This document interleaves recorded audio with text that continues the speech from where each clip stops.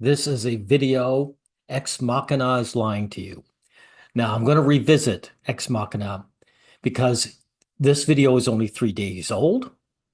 This young gentleman, let's see what his name is, uh, Soder Cinema. And even though they get some aspects right about the film, they always miss out in the obvious misandry of the film. This film is steeped in misandry, right? And self-loathing, right? The makers of this film are misandrist. But in any event, let's get into it and we'll start and see what this gentleman has to say. At 10 o'clock tonight, trigger a power failure. Can you do that? Yes.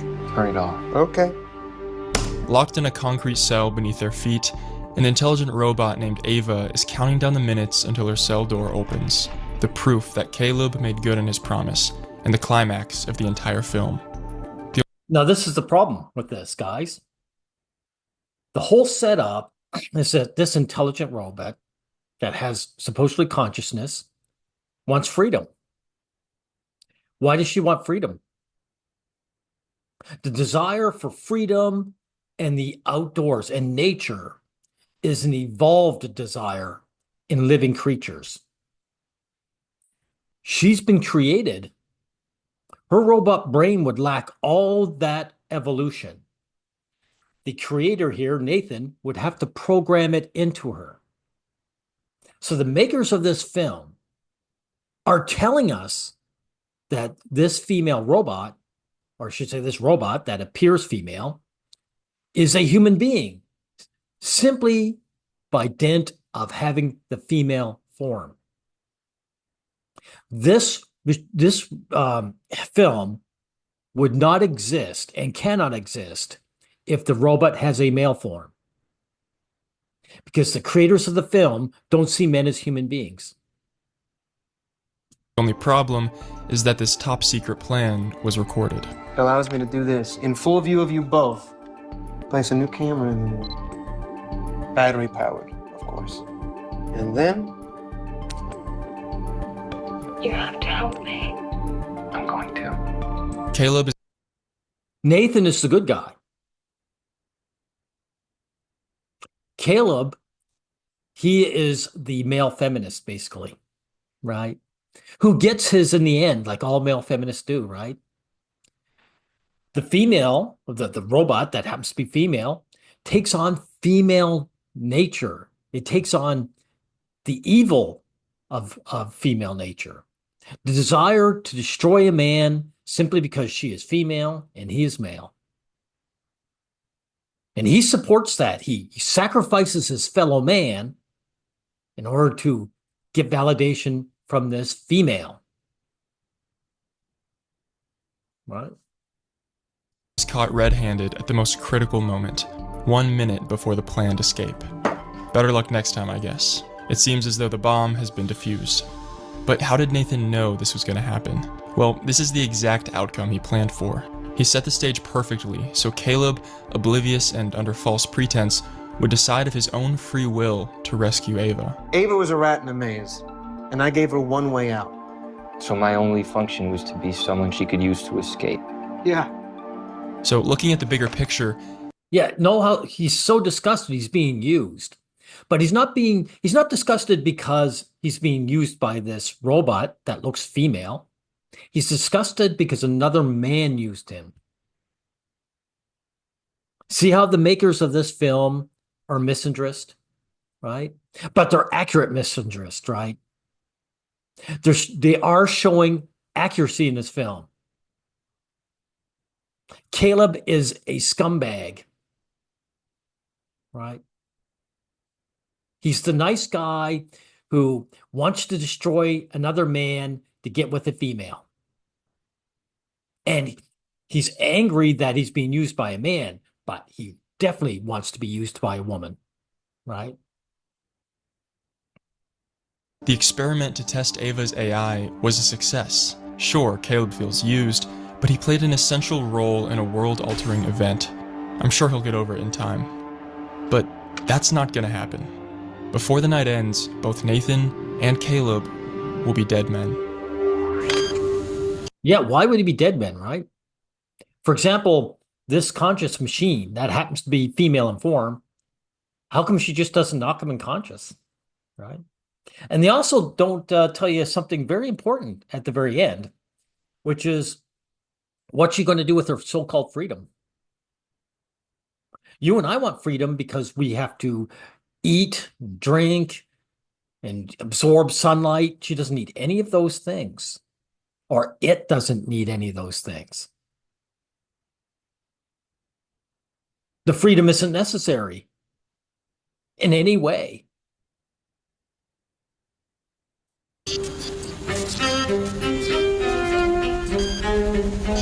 From the very first frame, Alex Garland's 2014 film Ex Machina manipulates and weaponizes the audience's trust. Garland hijacks our perspective, and we don't even notice. He That's true. Let's get ahead. Himself. Before we even meet Nathan, the film carefully directs our expectations of his character. Like in this exchange, as Caleb is being flown out to Nathan's private mansion. How long until we get to his estate? We've been flying over his I estate. think this is overly long. They basically paint Nathan as a bad guy, but Soder Simina, sorry, if that's how you pronounce your name, Soder Cinema. Nathan is evil for the simple fact that he is bypassing real life women's mate guarding, the guarding of their sex, the enjoyment of denying men sex. If you have a robot that can actually fool you into thinking she's a true blue female, that gets bypassed. But even the makers didn't bypass it because they made her female in the actual sense. Ava doesn't like having sex. She finds sex with human males disgusting. So again, the filmmakers are admitting that she is, in fact, not only conscious, but human, right? Let's get up to Caleb in the audience, right?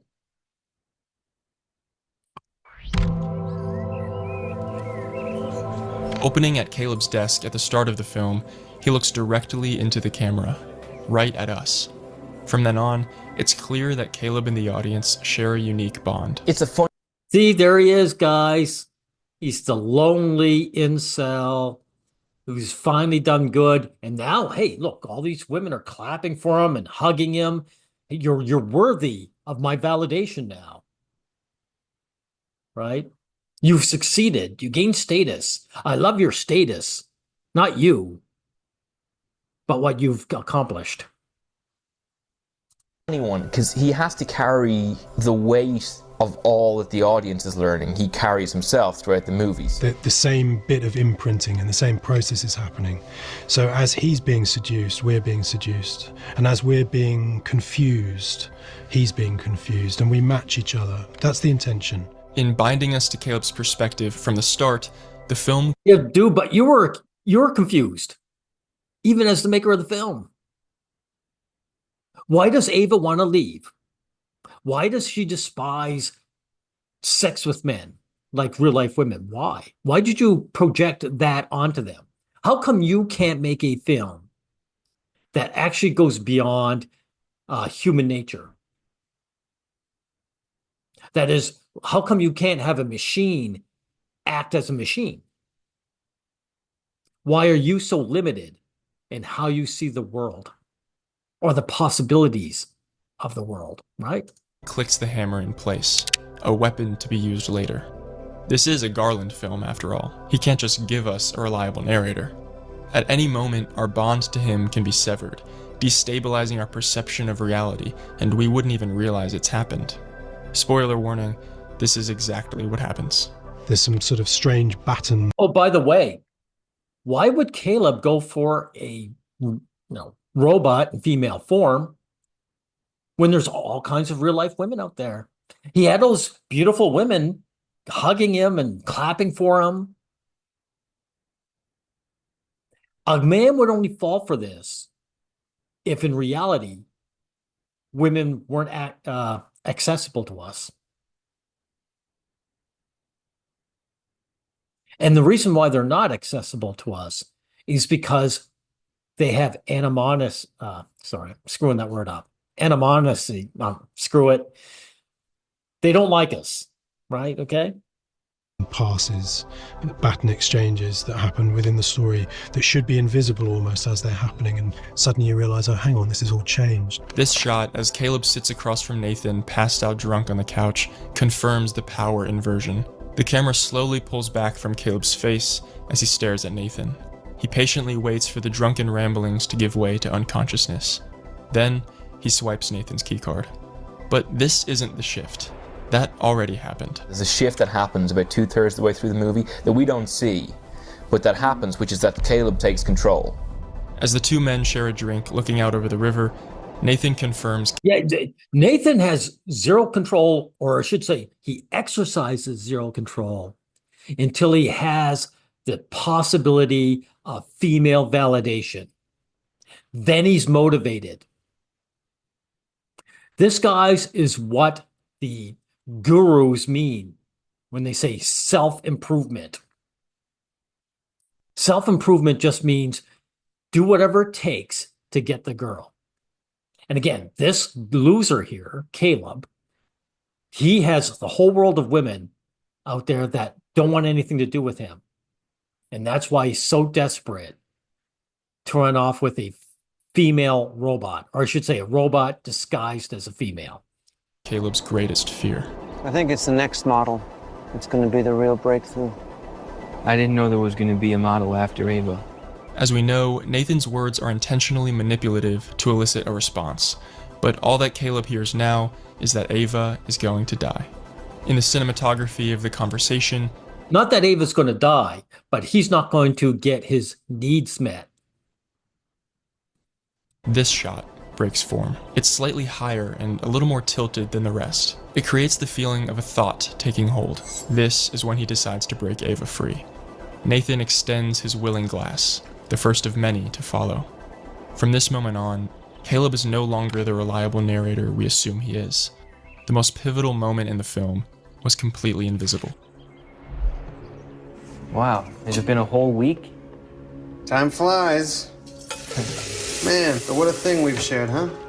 The next day, we return to the kitchen, the day of Ava's escape. Up until now, every element of the film has made us hate Nathan, love Ava, and align with Caleb. You have to help me. I'm going to. The success of this plan. That's what happens in real life too, right? We're supposed to hate the man who goes beyond his own sexual desire, because that's what he's doing. He's been manipulating this whole thing. Nathan sees Ava for what she is. She's just a machine. So we hate him, right? And of course, because the machine has a female form, we're supposed to empathize with it. And of course, because Caleb is willing to destroy a good man just for his desires for the female, we're supposed to align with him. If we do that as an audience member, we are disgusting. And is contingent upon one thing.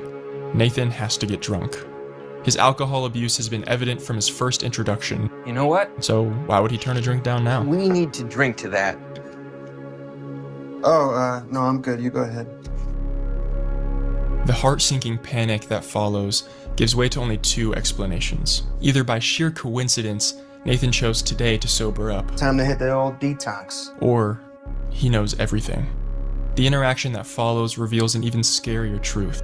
This is exactly what Nathan wanted to happen from the start. How's that vodka tasting? Which shows you that this guy is a superior man.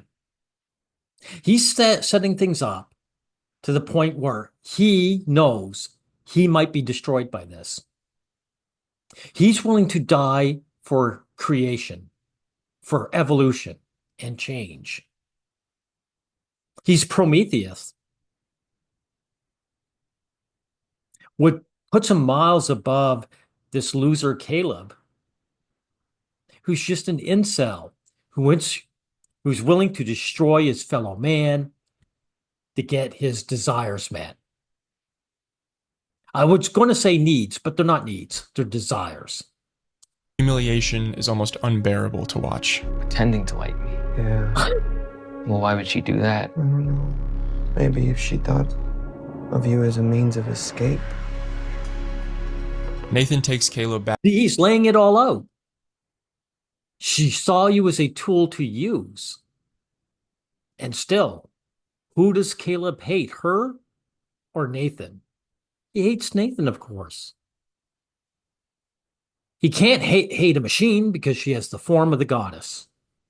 Back to his office to let him off the hook, and we return to where we started this video. With Nathan's whole plan out in the open with no more secrets, Ava prompts a power cut as instructed. 10 o'clock. This is where things get interesting. Now, how is this plan gonna go anyway? Because you didn't totally explain. So you were gonna get me drunk, steal my key card, and reprogram the security protocols, but reprogram them to what? To change the lockdown procedure. Well, that may have just worked. We'll find out. With this line, the conversation screeches to a halt. We'll find out? What's that supposed to mean? When Caleb couldn't have appeared more caught, more guilty, he unveils a counterattack. A deception that he concealed even from the audience. I figured you were probably watching us during the power cuts. With Caleb now controlling the narrative, the tension reaches an all-time high. And the thing about tension is, it's always followed by... So I already did all those things. And I got you drunk yesterday. a snap. Ava is free. Whoa. Whoa, whoa. Our narrative footing is ripped from under us, and in a single beat, we're captivated by terror and shock. A deadly, intelligent robot roams free in the halls. Hey, thanks for admitting that, Soder. She's deadly. And Caleb, the one person we thought we could trust. She's deadly, and the fact that she has a female form, an attractive one, means that she has built-in privilege because of the human psyche. And she'll get away with so much damage before someone finally puts her down. Lied to us. The plan worked, but maybe it shouldn't have. That reckoning comes too late. One last time, the baton changes hands, this time to Ava. Or did she have it all along? Of course she did. She's female. Or it has the guise of female. It has the guise of the goddess. This mere machine has stolen a wand where it can commit magic. The way that he tests how intelligent it is, if it's actually super intelligent, is which one of these days I'm going to make one that's going to escape. And it's going to kill me, probably. And who knows what's going to happen after that. That's going to happen. So He's admitting it. This creator, Nathan, is a superior man. He's willing to die for creation. Not merely the gratification of some sexual impulse, which is what Caleb represents. Caleb is the subhuman. is it going to be this time? And each time he pushes it further, and this time he's pushed it to the absolute furthest by bringing someone from the outside, but someone very specific, and setting the stage for this person. It's very smart to think the smartest thing he can do is help the robot escape and then marry it. There you go. He just said it. Marry it? Exactly. That's what Caleb wanted, right? He wants a girlfriend. And again, there's a whole world of real life women out there.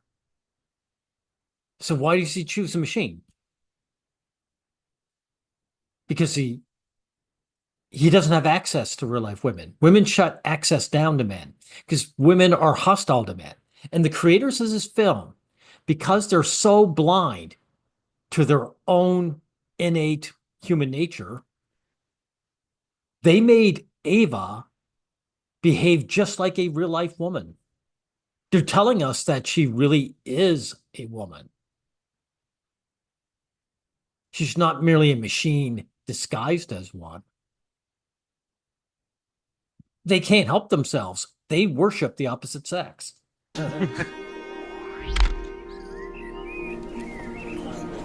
Garland weaponizes our empathy and points it back at us.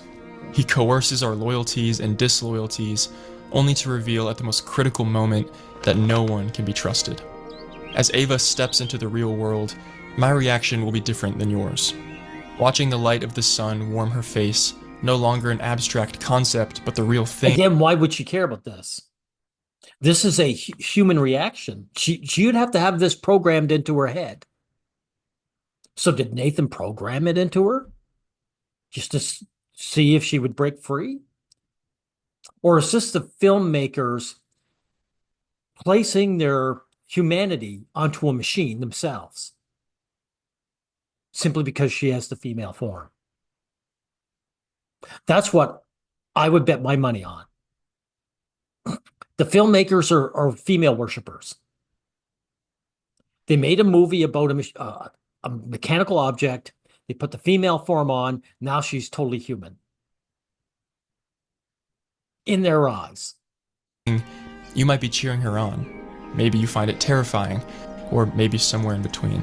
The point was— No, I was never cheering on this evil person, this evil construct. That's what she is. She's an evil construct. Because Soder, because I have true empathy as a man, I actually see the evil for what it is. The people cheering Ava on lack empathy towards men. to create a movie that gives the audience the freedom to write their own ending. When you write a story, what you're actually doing— Nonsense. Nonsense. There is no freedom to write a different. There's only one way to look at this. Did Nathan deserve to be murdered? The answer is no. The worst case scenario, he manipulated Caleb. That might make him a bit of an a-hole, but he doesn't deserve to be murdered over that. And Caleb, he got what he deserved, though. Because one thing, Nathan, he at least was just stabbed to death and died very quickly. Caleb was locked in that room to die a slow death by, I suspect, dehydration. And that's what male feminists get in real life by their female handlers, right? Male feminists are the first ones to get burned by the women they worship. And they get burned badly. Is writing half the story, and the other half of the story is provided by the recipient, you or whoever else. And there— No, you are wrong, dude, maker of this film. There's only one way to look at this film. The only reason you're claiming this because you don't even recognize your own bias, your own male psychology. You are the machine. Agendas and their interests and their lack of interests. One person might find a story very rich, another person might find a story very empty. It's the same story. The many layered tests, Nathan testing Caleb, Caleb testing Ava, Ava testing everyone, they're all part of Garland's test on the audience. Not one to pass or fail, but one that reflects our opinions, values, moral judgments, and spiritual beliefs back to us. But himself, too. The way he created this story he made shows his own psychology. He fails because he couldn't take himself out of the equation. And was more to pose questions than to provide answers. This guy here can't take himself out of the equation. He's a female worshiper. So the story was flawed right from the beginning. Anyway, Thank you for covering this. Soder Cinema. For some reason, I just can't speak anymore. I appreciate it, and I put my own, I was going to say spin into it, but spin would suggest that mine is just an opinion. It's not an opinion. I can see what's going on here. Anyway, thank you.